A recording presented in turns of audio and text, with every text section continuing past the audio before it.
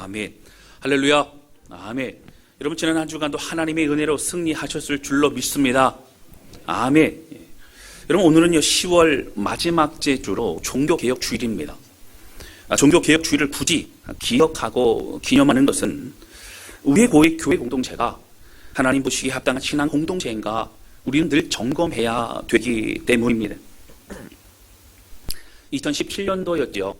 한국교회는 종교개혁 500주년을 맞이하면서 제2의 종교개혁을 외치면서 이제 변화의 물꼬를 트고자 그렇게 했었습니다. 그러나 이웃과 사람들에게는요 여전히 외면받는 교회이고요, 그리고 성도들마저 떠나가는 이 교회의 현실들은 멈추지 않고 있다라고 하는 것입니다. 여러분, 한국교회의 어두운 부분에 대해서 말을 하거나 또 종교개혁에 대해서 이야기할 때에 몇몇 사람들은 침을 튀고 그리고 열변을 토하며 비판하지만, 여러분, 사실은 정작 우리는 어떠한 공동체에서 살아가고 있는가, 우리는 우리의 신앙 공동체를 어떻게 이루어가고 있는가 점검해 볼 수 있어야 된다라고 하는 것입니다. 그동안 한국교회는요 교회 개혁이라고 하는 것을 하기 위해서 교회 구조 변화에 대해서 많은 관심을 가졌었습니다. 교회 시스템을 바꾸고, 그리고 교회 건물 리모델링을 하기도 하고, 그리고 교회 내 다양한 어떤 세미나나 또 성경 공부를 통해서 그런 외부 강사들을 통한 또 다양한 것 제공했지만, 이런 것도 중요합니다. 그리고 필요합니다. 그러나 정작 먼저 우리가 점검하고 살펴보아야 될 것은 한국교회가 어떠한 기반 위에, 어떤 믿음 위에 서 있는 그러한 교회인가에 대해서 우리는 다시 깊이 생각해 볼 수 있어야 된다고 하는 것입니다. 여러분, 종교개혁 주일에 우리는 다른 교회를 향한 비판이나 아니면 우리 스스로를 생각해 보면서 낙심하는 시간이 아니라 앞으로 우리가 더욱 지향해 나아가야 될 방향을 찾는 시간, 그리고 우리 가운데 허락하신 그 은혜를 기억하며 함께 연합하여 주의 길을 걸어가는 믿음의 공동체로 더욱더 성장해 나아가는 그러한 저와 여러분 되실 수 있기를 주님의 이름으로 축원합니다. 할렐루야. 아멘. 오늘 본문의 말씀 마태복음 16장에 있는 바로 교회 공동체 초석에 대해서 제가 좀 말씀을 나누고자 합니다. 이 말씀을 통해서 하나님 기뻐하시는 교회를 꿈꾸는 우리 다스란 교회가 되실 수 있기를 바랍니다. 첫 번째 함께 나누기 원하는 것은요, 믿음의 고백 위에 세워진 바로 교회 공동체라고 하는 겁니다. 교회 공동체, 믿음의 고백 위에 세워진 거예요. 오늘 본문의 말씀은요, 우리가 예배를 드리면서 많이 들어본 베드로의 믿음의 고백, 신앙의 고백이라는 것을 여러분 아실 수 있을 겁니다. 주는 그리스도시요 살아계신 하나님의 아들입니다. 참 귀한 고백입니다. 그런데 이 본문은요, 사실 개인적인 믿음의 고백이기도 하지만 교회 공동체에 있어서는 절대적으로 없어서는 안 될 중요한 교회의 영적 기반을 설명해주고 있다라고 하는 겁니다. 여러분, 신학 성경에서요, 이 교회라고 하는 헬라어 원어, 바로 에클레시아는 많이 쓰이죠. 근데 사실 이 복음서, 예수님의 행적을 나타내는 복음서에는 잘 쓰이지 않습니다. 예수님이 교회를 말씀하기보다는 하나님의 나라를 포괄적으로 말씀하셨지요. 근데 다른 복음서에는 없는데 마태복음에만 이 에클레시아라고 하는 이 교회가 3번 등장하는데, 그 중에서 교회에 대해서 제일 먼저 말씀하고 있는 내용이 바로 오늘 본문의 말씀이라는 겁니다. 그러니까 예수님이 교회란 이런 곳이라고 직접적으로 말씀하신 부분이 나오기 때문에 우리는 좀 더 집중해 보아야 됩니다. 주님이 원하시는 교회는 어떤 교회인가를 우리는 알 수 있기 때문입니다. 우리가 잘 아는 것처럼 이 말씀은, 이 배경은 바로 5병이의 기적과 7병이의 기적이 있은 이후입니다. 그 이후에 제자들과 함께 여러 대화를 나눠줬던 것 중에 하나이죠.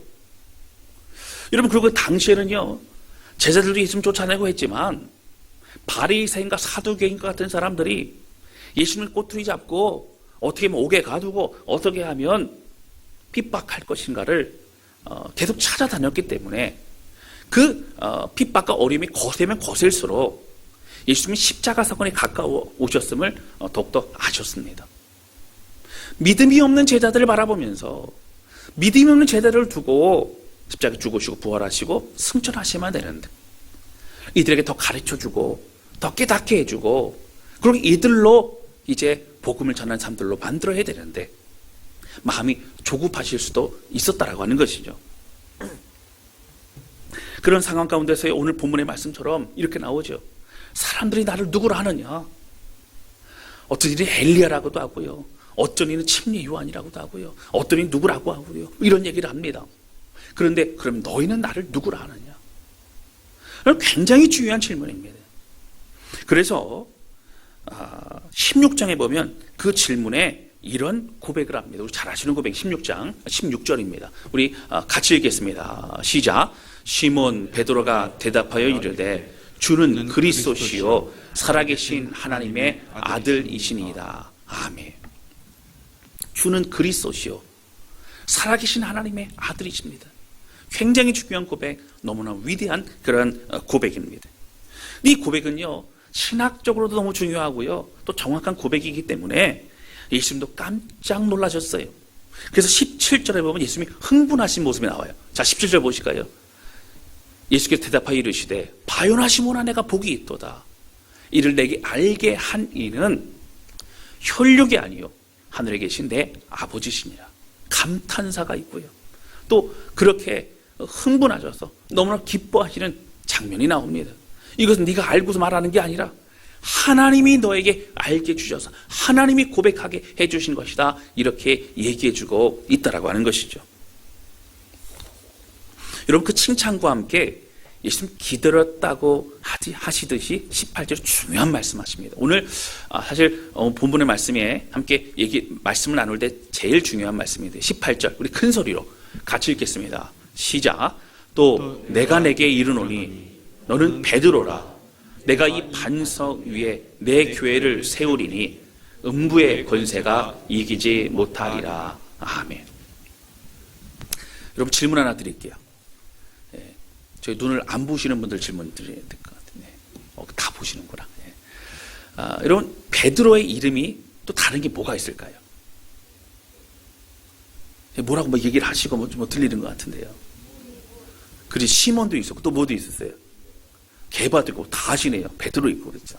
원래 이름이 뭘까요? 시몬입니다. 시몬.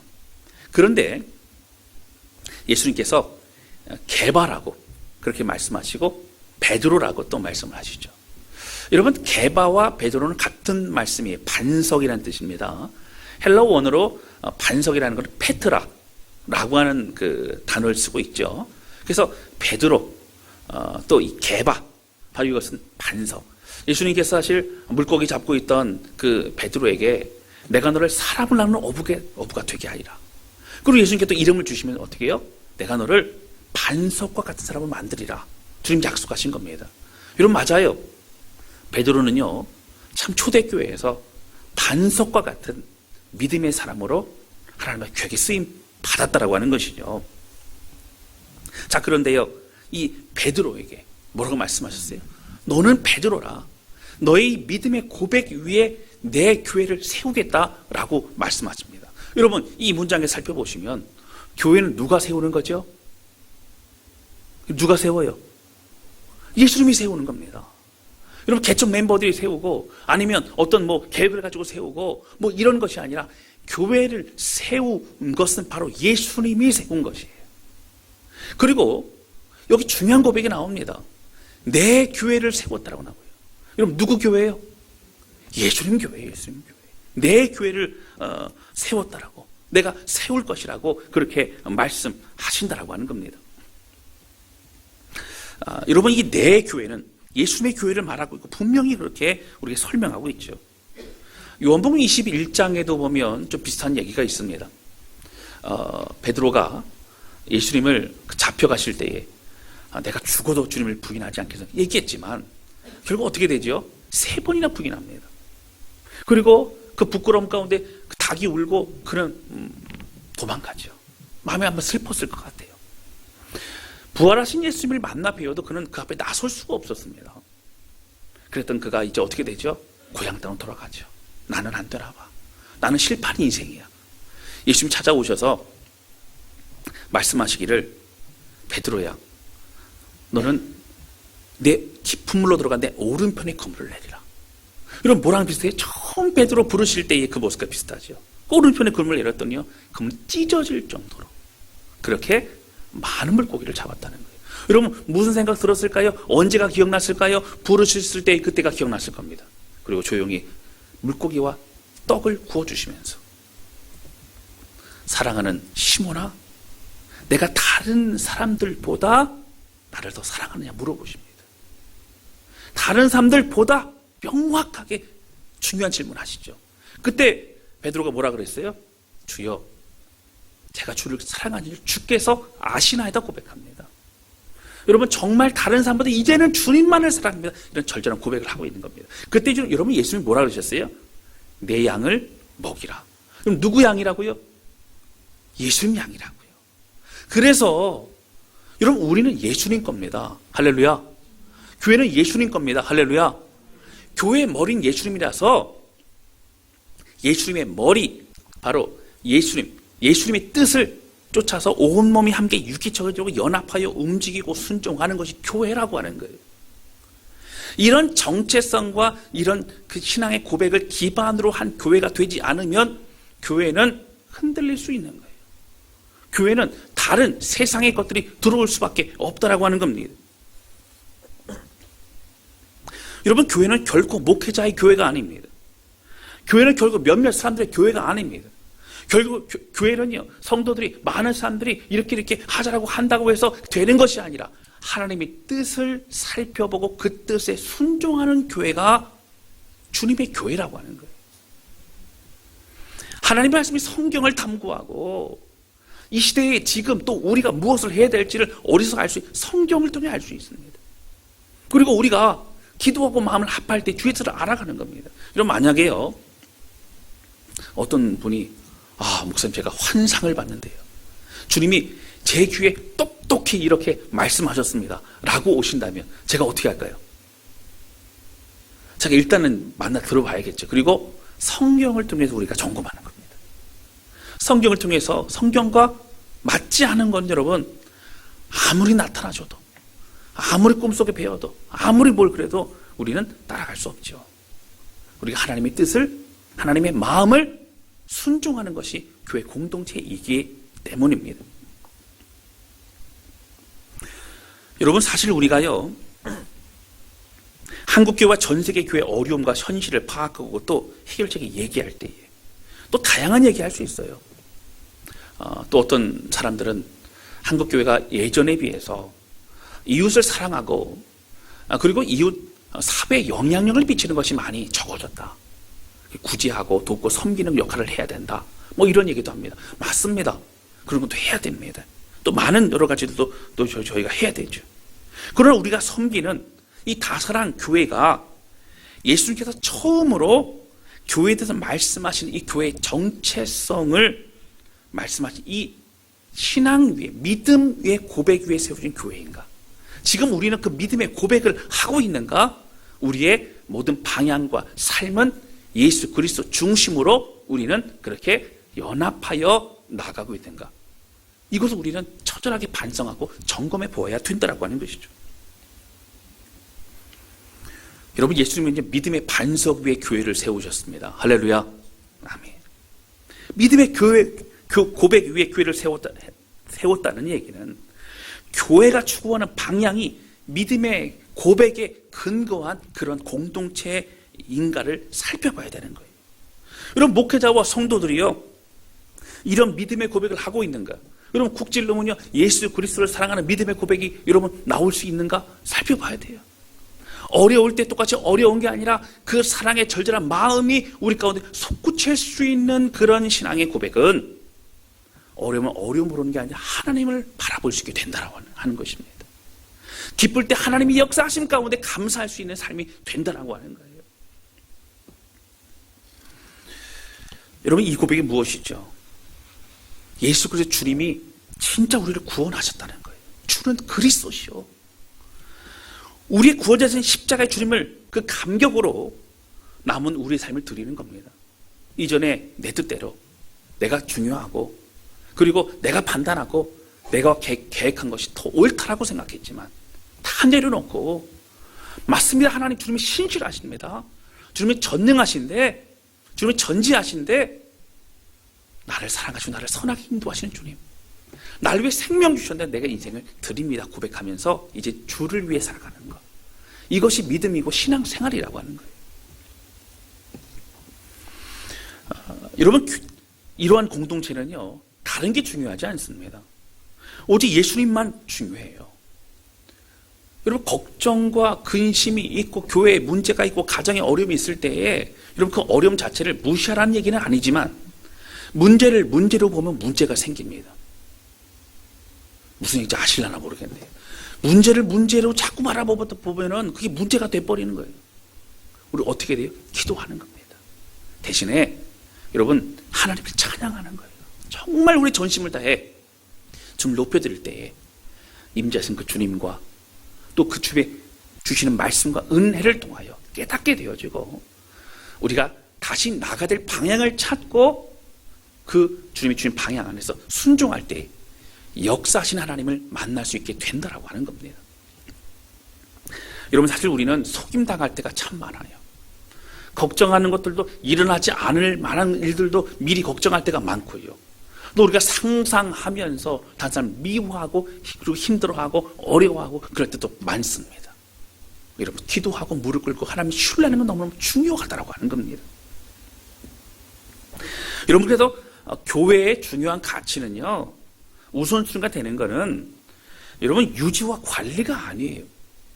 교회는요, 목회자와 리더들이 성도들을 관리하고 교회를 운영하는 게 그것이 우리 역할이 아닙니다. 정말 우리가 해야 될 것은 한 사람 한 사람을 영적인 일꾼으로 영적인 하나님의 백성으로 세워가는 공동체가 되어야 된다라고 하는 겁니다. 할렐루야. 아멘. 바로 그러한 사람은 예수 그리스도를 닮아가는 사람이죠. 코로나의 어려움 속에서도 우리가 확실히 깨달은 것이 있습니다. 여러분, 모여서 예배드리는 게 중요하다. 이것도 깨달아야 돼요. 근데 이것보다 더 중요한 것은 우리가 강한 믿음의 용사로 준비되지 않으면 안 되는구나를 깨닫는 겁니다. 내가 함께 예배드리던 우리가 홀로 집에서 예배드리다 보니까 여러분, 예배 집중하고 그리고 마음을 드리고 이러기 쉽지 않은 거예요. 제가 어제 교회 한 청년을 만나 같이 식사를 했습니다. 식사를 하는데 이런 얘기를 하더라고요. 목사님, 제가 그 청년이 먼 곳에 이사를 가가지고 다른 교회 다니지만 또 이렇게 우리 교회를 참 그리고 하고 막 그런 청년이에요. 앞으로 참 교회가 더 어려워질 수도 있으면 한국 교회가 참 쉽지 않습니다. 근데 본인들 밖에 들은 얘기들이 있는 거예요. 그래서 무슨 얘기냐 그랬더니 요즘에는요, 성도들이 한 교회를 다니는 게 아니라 여러 교회를 다닌다는 거예요. 그래서 왜 여러 교회를 다니냐고, 다닌다고 생각하냐 그랬더니 주로 청년들이 많이 그런다는 거예요. 어느 한 곳에 정착하고 봉사하고 싶지 않은 거예요. 그리고 TV를 틀면은 여기 교회도 예배드릴 수 있고 저기 교회도 예배드릴 수 있으니까 굳이 교회 안 나온다는 거예요. 남자들은 그래도 씻고 이렇게 옷 입고 나오면 되는데 여자들은 또 화장도 하고 그렇죠? 그렇게 해야 되잖아요. 쉽지가 않잖아요. 어떤 분이 이렇게 전화 통화했어요. 집사님 요즘에 이렇게 안 나오시면 했더니 아침에 일어나갖고요, 이렇게 준비하다 보니까 잘 안 돼요, 목사님. 그래서 제가 고민했어요. 어떻게 해드려야 될까? 제가 준비하는 걸 도와드릴 수 없고 셔틀을 해드릴 수도 없고 어떻게 해야 될까? 여러분, 그런데 사모함과 열망이 있으면 주님이 이곳에 우리를 기다리신다는 걸 알면 나오게 돼 있다라고 하는 거예요. 할렐루야. 그런 열정이 불타오르시기를 주님의 이름으로 축복합니다. 여러분, 그런 얘기들이 있어요. 사실 많은 사람들은요, 코로나 시대에 교회는 어렵다 그래요. 여러분, 중요한 것은요, 이 코로나 시대에 교회 규모가 커지고 작아지고 그것이 아니라 더 견고한 교회, 믿음의 교회, 뜨거운 교회, 영적인 사람들이 세워지는 교회, 그런 교회들이 계속적으로 있다라고 하는 거예요. 그럼 그 교회는 어떤 교회일까요? 공동체 안에 예수 그리스도를 바라보면서 주의 뜻을 깨닫고 순종하고 그 은혜로 인하여 연합하는 교회가 바로 그러한 주님이 원하시는 교회라고 하는 겁니다. 여러분, 위기에 강하다는 것은 어떠한 상황에서도 쓰임받을 수 있는 굳건한 사람으로 준비된다는 거예요. 여러분, 영적인 근육이라고 아세요? 그중은 미리미리 준비되면요, 정말 중요한 시대에 그 힘을 발휘할 수 있는 겁니다. 우리가 알고 있는 진짜 믿음이라는 것은 결국 그 믿음이 이제 움직일 수 있는 것은, 믿음이 그렇게 발휘될 수 있는 것은 바로 우리가 준비되는 사람이 되어져야 한다라고 하는 것이죠. 여러분, 그동안 코로나 기간 2년 동안에 제가 했던 게 무엇이냐면 기도하고 연구하고 준비한 것들, 여러분 이제 11월서부터 함께 좀 이루어 나가려고 합니다. 일차로 예비 임직자들 벌써 리더 훈련 시작이 되었고요.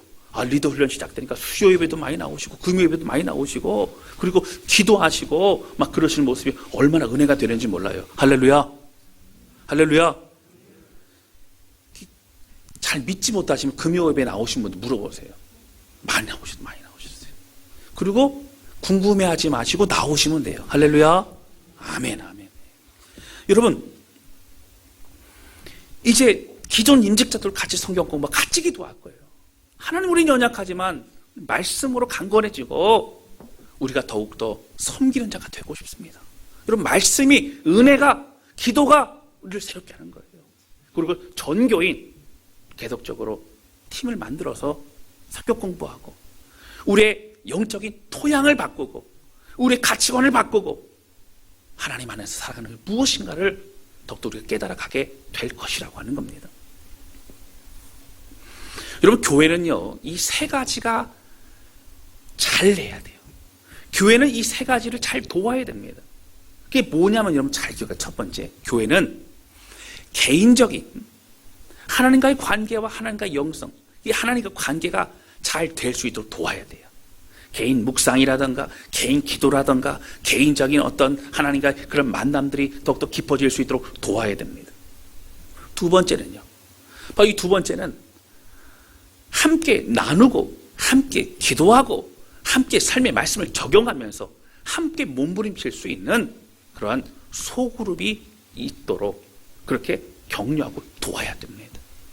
세 번째는 영광의 예배를 함께 온 성도가 모여 예배를 드리는 그러한 바로 이 대그룹, 우리 회중 예배가 더욱 뜨거운 가운데 예배를 드릴 수 있도록 그렇게 마음을 모으고 함께 할 수 있어야 된다라고 하는 거예요. 많이 부족하고 연약하지만 이 모든 과정에 정말 중요한 건 누구라고? 여러분, 사실 영적인 리더입니다. 리더들이 어떻게 준비되는가, 구역장이 어떻게 준비되는가, 또 임직자들이 어떻게 준비되고 또 우리가 어떠한 자세와 마음으로 함께 연합하여 나아가는가, 너무너무 중요하다고 하는 것이죠. 여러분, 그러기 위해서 우리는 사람을 세우는 교회가 되어야 됩니다. 현상 유지와 단순히 느껴지는 그런 예배만으로 만족하는 것이 아니라 계속적으로 성장하고 준비되고 영적인 근육을 키우고 어떠한 상황에서도 일어나서 다른 낙심해 있는 그런 사람들 앞에서 사도 바울처럼 많은 사람을 격려하고 도와줄 수 있는 사람이 될 수 있어야 된다라고 하는 것이죠. 기존 리더들과 또 함께 모든 성도들이 리더로 세워지는 그런 과정 가운데 저는 확신하건대 거친 파도 속에서도 주의 은혜를 구하며 무릎 꿇을 수 있는, 당황하는 것이 아니라 오직 주님을 더욱더 붙잡을 수 있는 그러한 용사도 준비될 것으로 저는 확신합니다. 할렐루야. 할렐루야. 아멘. 여러분, 이것이 바로 사람을 세우는 공동체입니다. 예수 그리스도가 원하시는 믿음의 고백 위에 세워진 주님의 마음을 헤아리고 그 뜻에 순종하고 나아가는 그러한 공동체라고 하는 것이죠. 여러분, 우리의 생각 가치관이 바뀌어야 돼요. 성경적 가치관으로 바뀌어야 됩니다. 바로 성령의 사람이 돼야 된다는 거죠. 여러분, 그렇게 되면요, 주를 위해 헌신하는 것이 아깝지 않게 됩니다. 그리고 오히려 감사와 기쁨이 되는 그런 공동체가 되게 되는 것입니다. 여러분, 이런 사실 아세요? 한국 교회가 참 속상한 어려운 것은요, 교회 내에 있는 사람들보다 교회 밖에 있는 사람들이 더 걱정한다는 사실이에요. 한국 교회 큰일 났다, 뭐 이런 얘기를 교회 밖에서 얘기한다는 거예요. 여러분, 우리가 더욱 준비되어야 됩니다.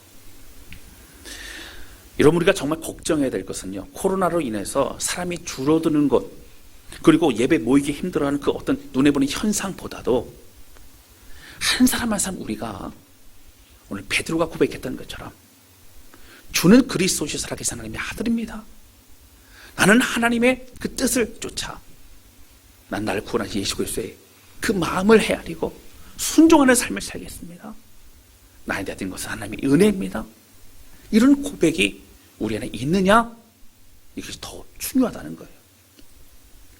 여러분, 아무리 전도해도요, 교회에 와서 은혜 받지 못하면, 그 믿음의 고백이 없다면, 예수님의 임재하심이 없다면, 여러분, 교회에 있을 수 없습니다.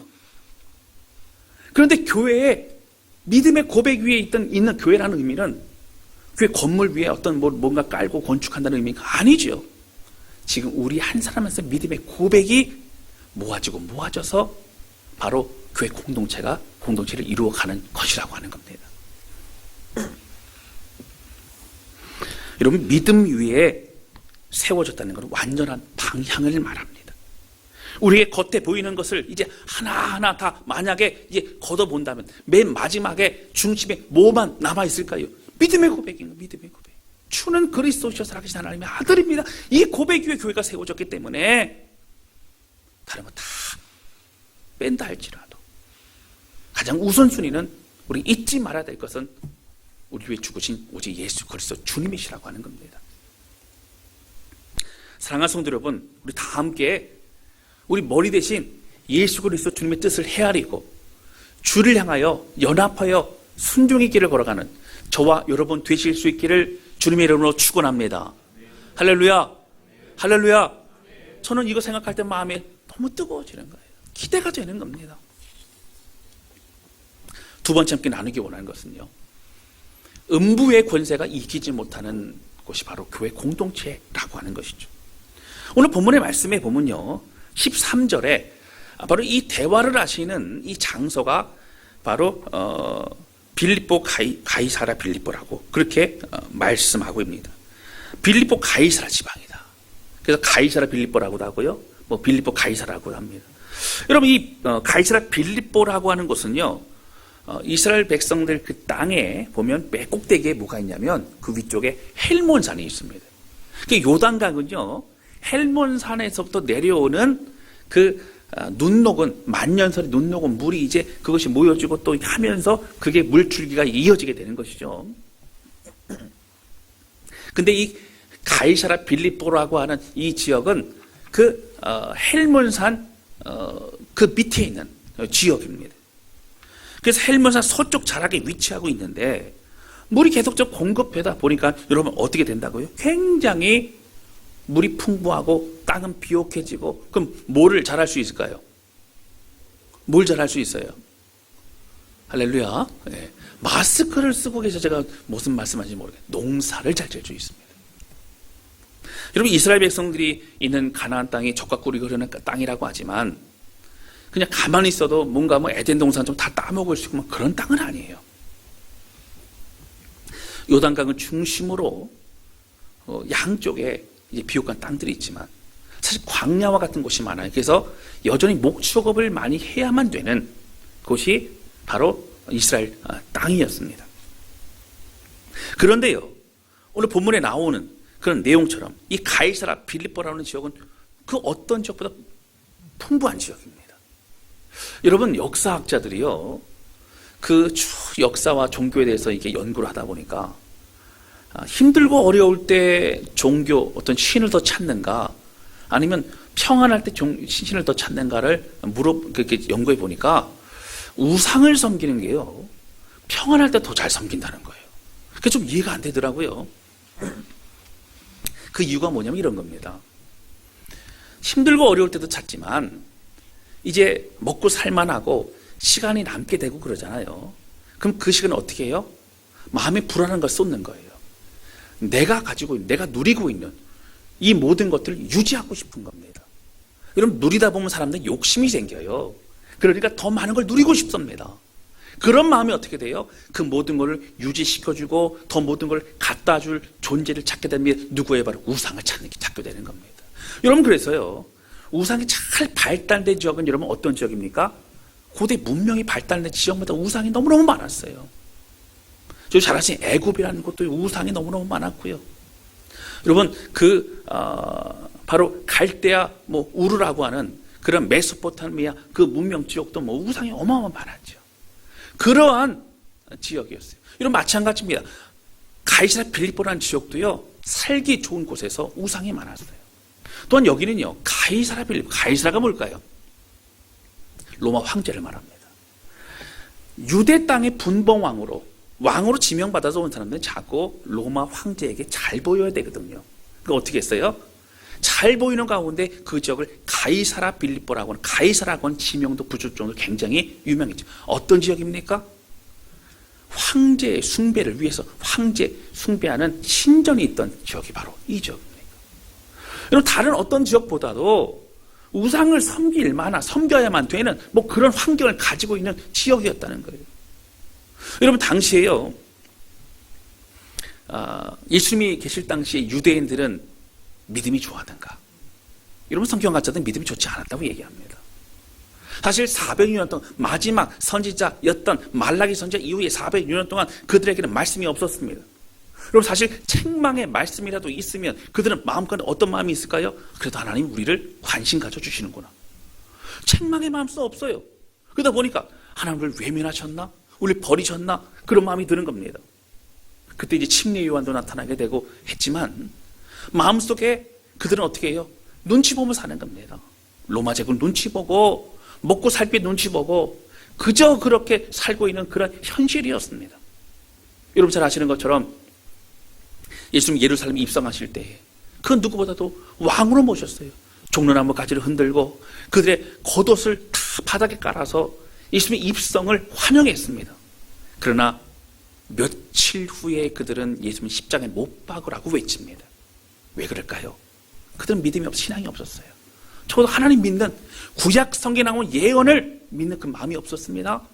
그들은 그들의 욕구로 그들의 원하는 것을 채워줄 메시아가 아니라고 생각했기 때문에 예수님 십자가에 못 박으라고 했던 것이죠. 여러분 그런 신앙적으로 너무 부패했고 믿음이 없는 시대, 그 중에서 오늘 가이사라 빌립보라고 한 이 지역은 더 우상이 가득했던 지역이었어요. 그래서 주님 뭐라고 말씀하세요? 바로 사람들이 나를 누구로 아느냐? 그럼 너희는 나를 누구로 아느냐? 이 메시지를 통해서 우리가 붙잡고 나가야 될 오직 예수 그리스도 주님이시라는 거고, 교회는 어떤 상황 가운데서도 바로 믿음 위에 세워져야 흔들리지 않는 견고한 교회가 될 수 있다고 말씀하시는 겁니다. 그런데 여러분 너무 중요한 그런 고백을 주님이 하시는데요. 18절 말씀 한번 보실까요?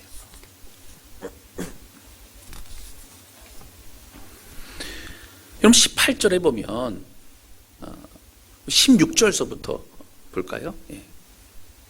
16절에 보면 베드로가 이런 기가 막힌 고백을 합니다. 주는 그리스도시요, 그 다음에 뭐예요? 살아계신 하나님의 아들입니다. 여러분 우상을 섬길 때 주로 무엇을 가지고 재료를 삼아서 우상을 만들까요? 그들은 우상 만들기 쉬웠어요. 우상 만드는 거, 돌이라던가 아니면 금속이라던가 금이라던가 나무라든가 이걸 깎아서 우상을 만들었죠. 그래서 우상을 만들잖아요. 그 우상을 사실 막 섬긴다고 하지만 그들은 알아요. 내가 돈 줘서 만든 그런 거라는 거 알아요. 베드로가 뭐라고 고백하죠? 주님은 돌덩이나 나무 같은 존재가 아니라 살아계신 하나님의 아들이라고 하는 거예요. 할렐루야. 살아계셔서 역사하시는 하나님이라는 거예요. 이 고백은 신학적으로 굉장히 중요합니다. 가이사라 빌립보의 그 지역에서 선포하는 겁니다. 주님은 우리 가운데 함께 하시고 살아서 역사하시는, 지금도 존재하시는 우상 따위가 아닌 그런 하나님이시라고 고백하고 있는 것이라고 하는 거예요. 여러분 이러한 믿음의 고백이 너무 중요합니다. 주님은 살아계시다는 고백이, 여러분 그 인식이 너무 중요한, 그 믿음이 중요합니다. 힘들고 어려울 때 여러분 낙심으로 기도하십니까? 아니면 믿음으로 기도하십니까? 정말 살아계신 주님을 믿는다면 오늘 우리는 믿음으로 기도할 수 있다고 하는 거예요. 상황은 어렵지만 이 모든 어려운 건 하나님은 승리케 하실 것이라고 하는 겁니다. 여러분 이런 믿음의 고백 가운데 18절에 예수님께서 이렇게 18절에 말씀하시죠. 내가 내게 이르노니 너는 베드로라. 내가 이 반석의 교회를 세우리니. 자, 그다음에 뭐라고 나와요? 음부의 권세가 이기지 못하리라. 여러분, 교회가요, 어려움이 있을 때에, 교회가 큰 어려움이 있을 때 들여다보세요. 다른 교회 들여다보세요. 문제는 그 어려움이 아니에요. 믿음의 견고한 신앙의 고백이 있는 교회인가? 하나님 바라보고 예수 그리스도 중심으로 함께 모여있는 교회인가? 그러면 흔들리지 않습니다. 문제는 해결하면 되는 거예요. 교회의 존재는 어떻게 해요? 그리스도 안에서 세워지는 겁니다. 여러분, 사탄이요, 마귀가 틈타지 못합니다. 와도요, 흔들어 놓지 못합니다.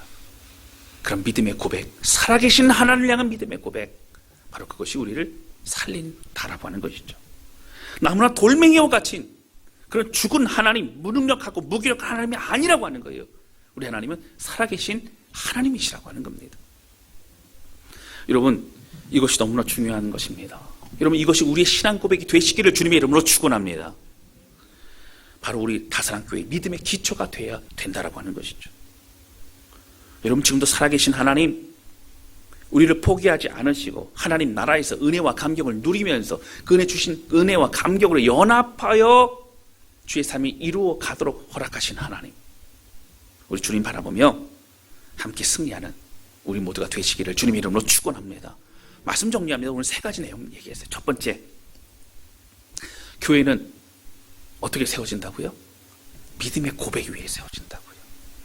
그 교회에 목회자와 성도들 모두가 입술로 고백하고 있는 그 말들은 주로 무엇인가?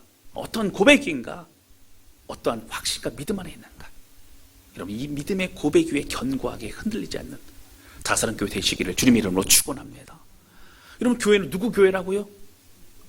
예수님 교회, 내 교회라고요. 그래서 예수님의 뜻을 헤아리고 그 뜻에 순종하고 반응하는 것이 교회 공동체여야 된다라고 하는 거예요. 다 같이 기도해야 됩니다. 다 같이 말씀도 알아야 됩니다. 그리고 그때 주시는 성령의 감동을 받을 수 있어야 된다라고 하는 거예요.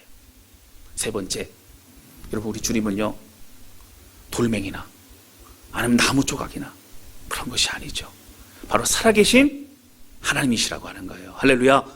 죽은 하나님 취급하지 아니하고 살아계신 하나님을 바라보면서 오늘도 믿음 안에 승리하는 우리 모두가 되실 수 있기를 주님의 이름으로 축원합니다. 이 시간 함께 찬양 주 앞에 드리고요, 기도하는 시간을 갖도록 하겠습니다.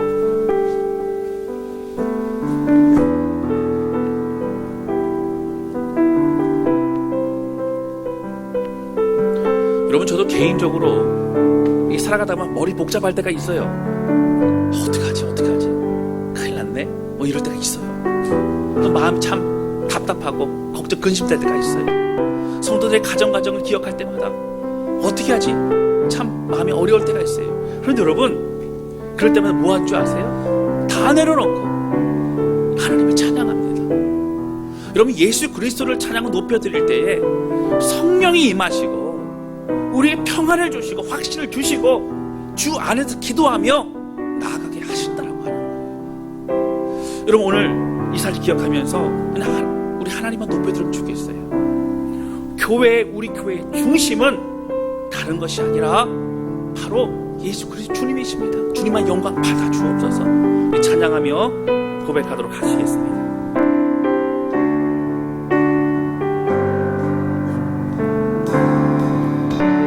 이 땅 위에 오신 하나님의 본체, 십자가에 달리사 우리 죄 사하셨네. 하나님이 그를 지극히 높여 모든 이름 위에 뛰어난 이름을 주사 우리 예수 이름 앞에 절하고 모든 입이 주를 시기에 영광 중에 오실 주를 보리.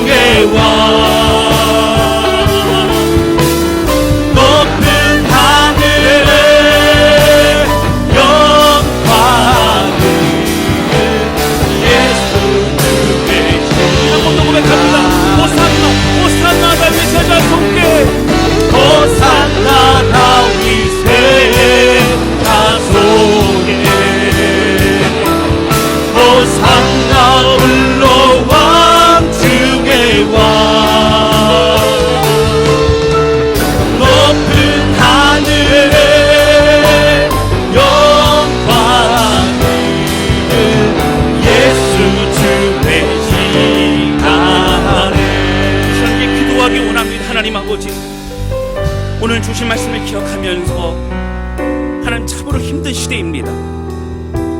코로나의 상황과 그리고 한국교회 여러 침체와 어려움 가운데 있습니다. 근데 중요한 것은